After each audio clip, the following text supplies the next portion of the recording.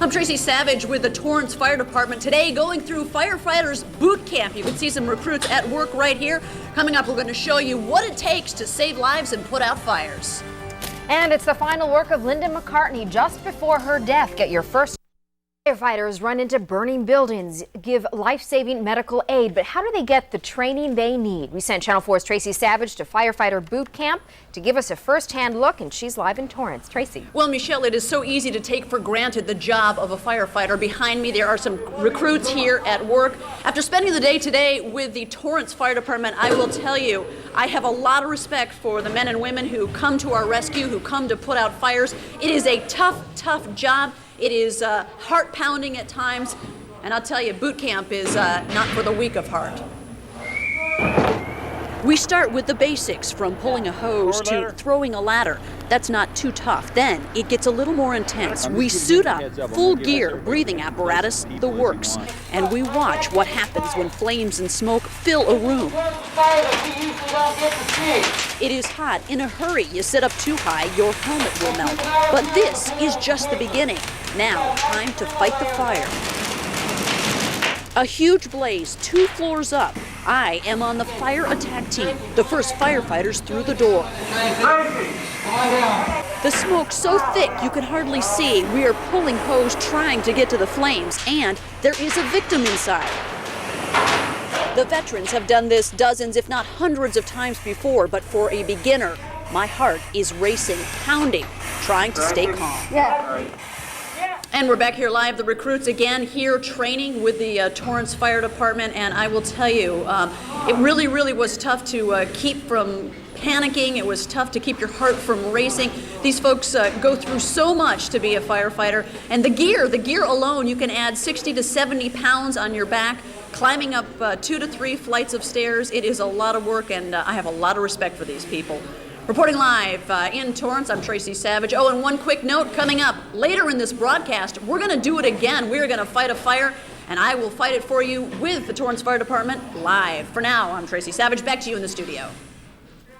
Okay, firefighters, men and women, I tell you, they are absolutely the best. They are. You're absolutely right. Let's go to the scene of breaking news right now and go up to Bob Petty. Okay. All right, Paul, thank you.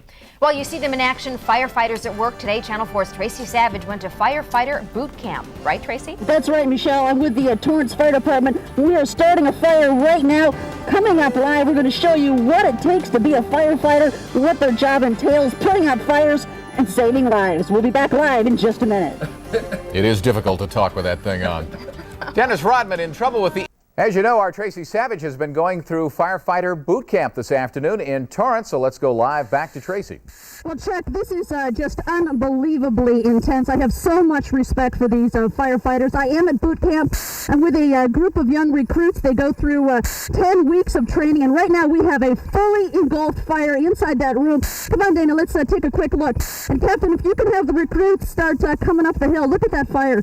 Dana, stay low because it's pretty hot already. All right. If you can back out, Dana, I'm going to have to get around in front of you, rather. I'm going to go down and join those recruits who are making their way up. I'm going to put down my audio there, and I'm going to head down the stairs. And go ahead and bring them on up, Captain. I'm going to try and stay out of the way because this is incredibly tough work. You have a lot of heavy gear on their back, rather. They're carrying a lot of equipment. Right now, they're pulling the hose, stretching it out, trying to get a straight line so that when they fill that hose with water, it's not going to kink up a little bit. Now you see one of the recruits is going to run up the stairs, and I am going to actually assist as we go inside. You can see that fire is really building up. All right, and I'm behind the nozzle man, Milliken. Here we go. Watch out, because they're filling up the hose right now. I'm going to get behind him. We're going to get down on the ground. Stay low.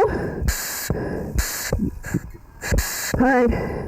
Now, I've been told that there is actually a victim inside. They've got a dummy weighing about 185 pounds. We're going to go in there and not only try and put the fire out, but also try and grab that victim and pull him out.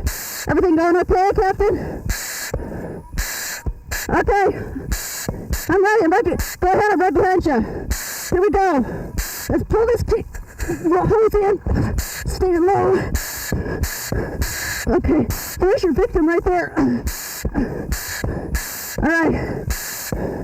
It's not as smoky as it was in here before. The door is open. They're putting the fire out right now.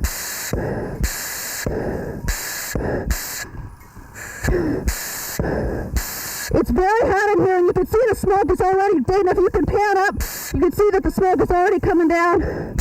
Hard to breathe. I'll go ahead and change places with you. Okay.